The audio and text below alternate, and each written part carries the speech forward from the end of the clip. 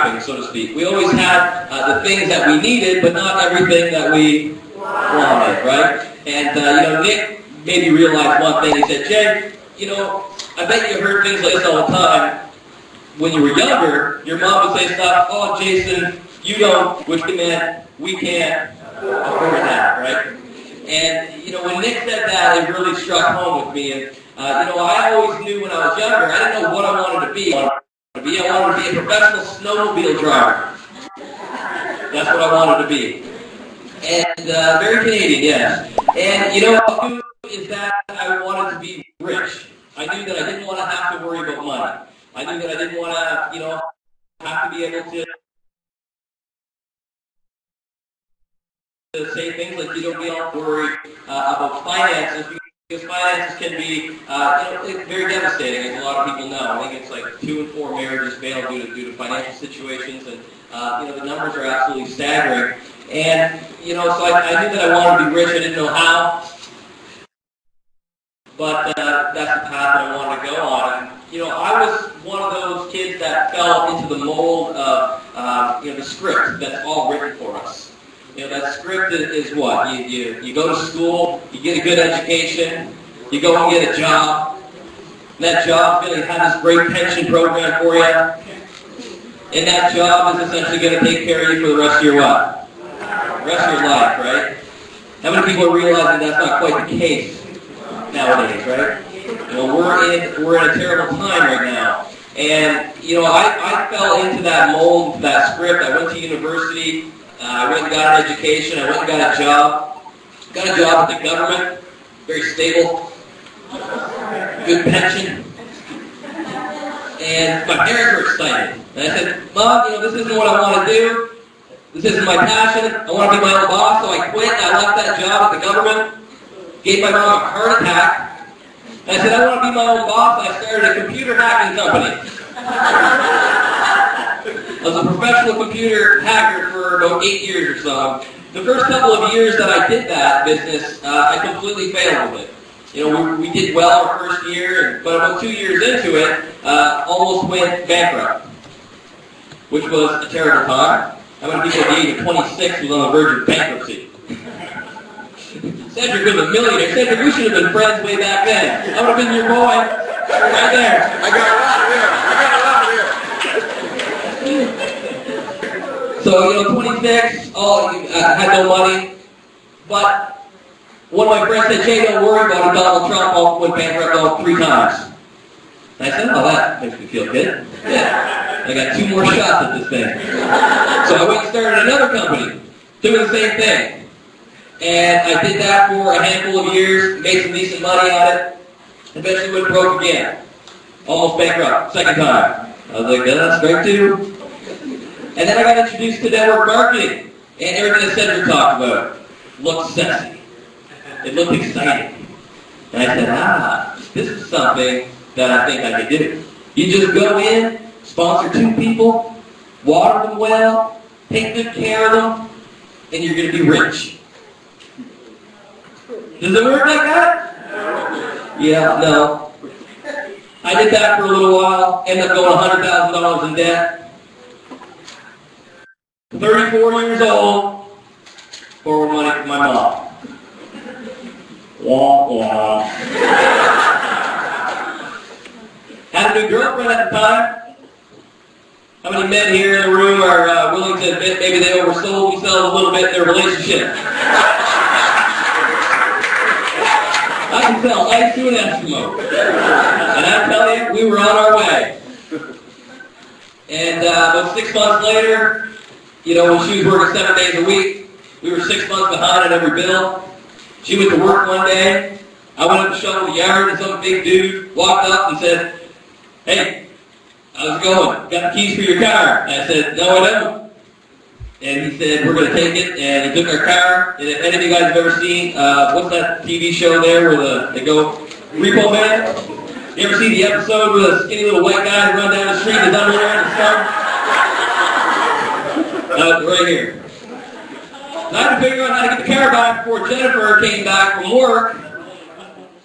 And about 6 hours worth of buses and borrowing money from about 6 of my other broke friends. who put together their jars to be able to come up with $800 so they get the car out of the impound and have it back to home before 5. It was at that point in time, how many people believe, or maybe not believe, but you've had some point in your life where you said enough's enough? Anybody ever had that realization? Had that true, I don't know what the right word is, but you found that resolve. And you said, enough is enough. I'm going to make a change. I'm going to do something different. And I'm going to do that now. That's where I was at that point in time. At about that same point in time, the government also called me and said, you owe us $100,000. You better give it up in about 60 days or you're going to jail. I was like, wow. What's next? I'm going to get struck by lightning. Because it couldn't get any worse. And at that point in time, I had found, my sense of purpose that I wanted to really get out there and, do something different, do something drastic. And at that point in time, everything happens for a while. And, we had to hit that. I had to hit that low, I believe. I had that low in order to really give myself a reality check. Because I was living in a fantasy land, and it was a huge slap in the face and a huge reality check.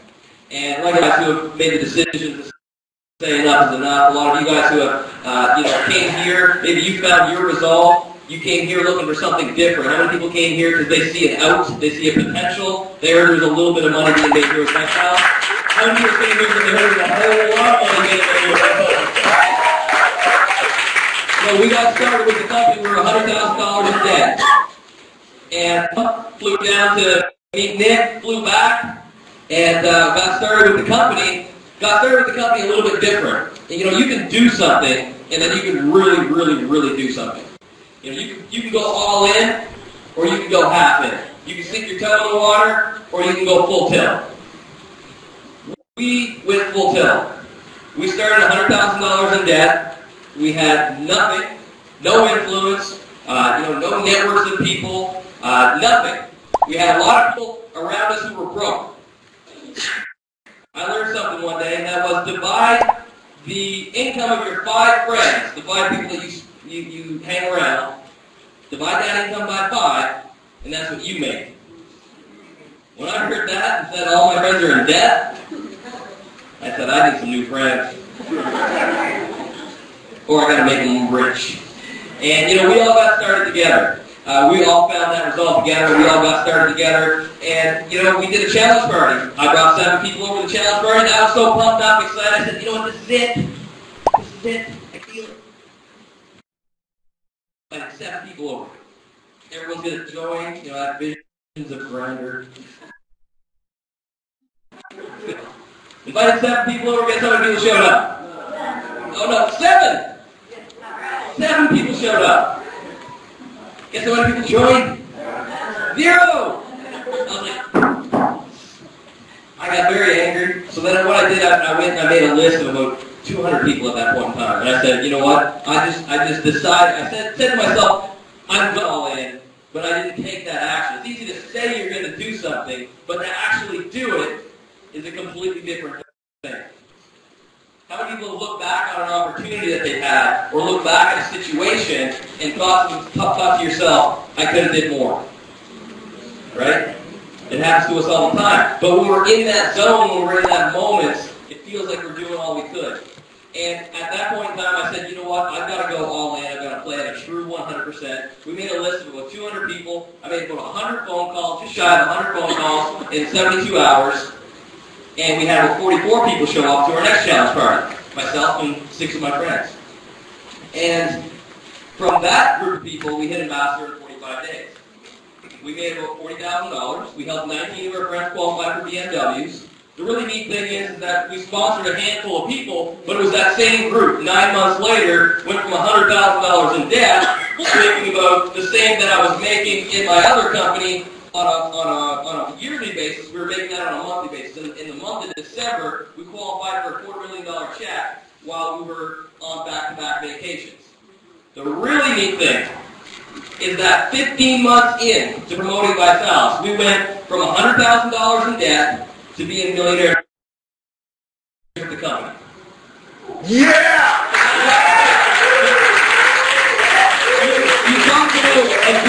years in this.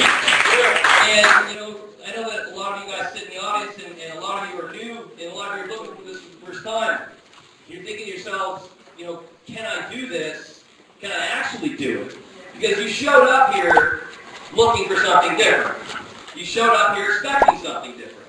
And now the only question, if you haven't already joined and already got started in promoting the challenge, is that can you do this? And I'll tell you what excites me the most about myself is that if somebody with zero success in network marketing to the point of negative $100,000 in success, you can't fail any harder than that.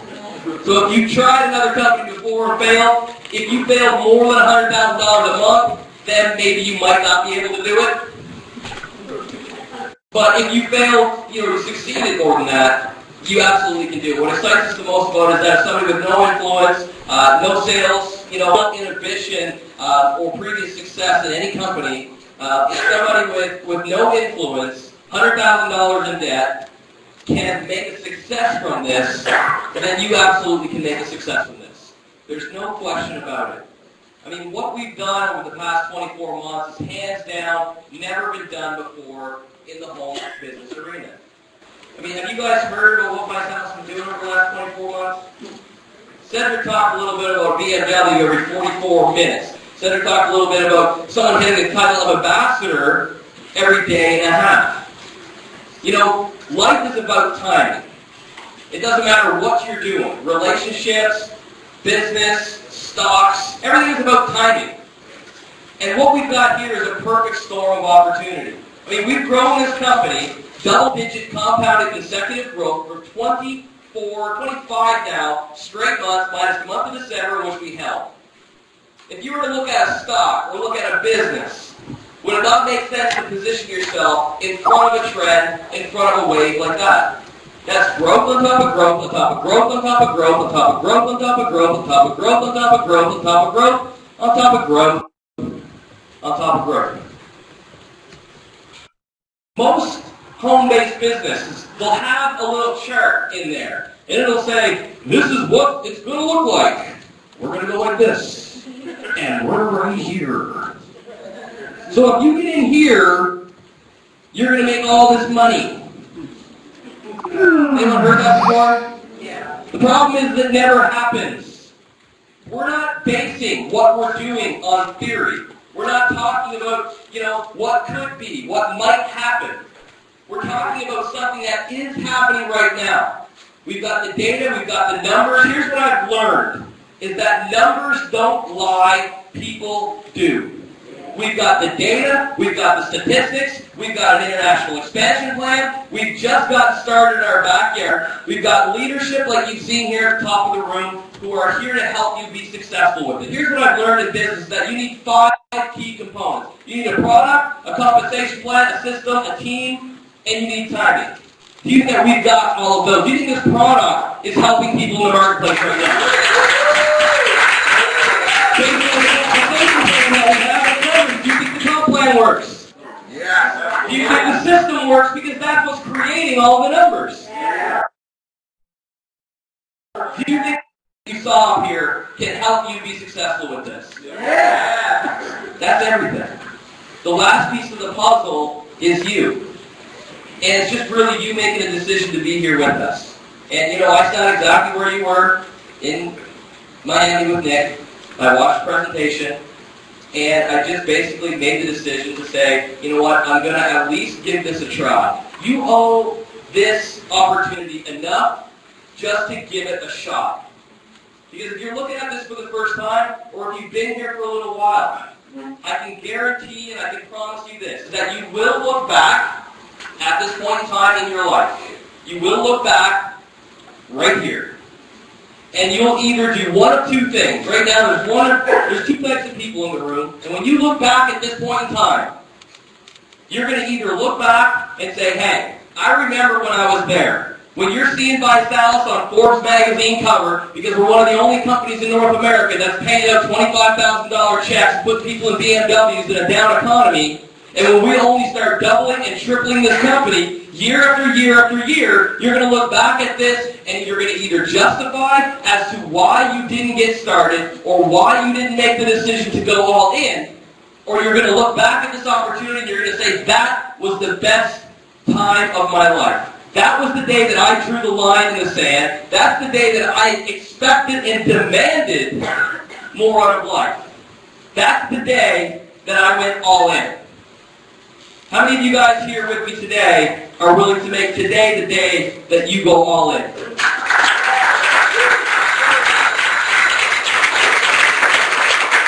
I'll leave you with this, guys. Do not leave here in, when you look back at this point in time, you look back at this day, you're going to either justify as to how you didn't get started, or you're going to look back at it as the time that your life changed. And, I see people do this too many times. And I beg you, do not be this person. Do not be the person that finds the perfect excuse. The fact that American Idol is on Wednesday and I can't go and do it on Wednesday because I have this TV show. You'll come up with an excuse. And the mind is a real tricky thing. Your mind's job, this is its job. It's to keep you safe. It's to keep you comfortable. When people say to me, well, that sounds risky, Jay, all that really means is they're scared of the unknown and they don't know what could happen. Your mind is always looking to take you out. It's always looking to keep you comfortable. And right now, if you're sitting there and your mind is saying, this guy doesn't know what he's talking about, those checks aren't real, the BMWs don't work, no engines in them or something, or what's on TV, hot lux. That's the little voice, the little man that's sitting there on your shoulder. And his job is to keep you safe and to keep you doing what you're doing now so that you don't have any rejection or you don't have any, there's no way you can fail if you don't try.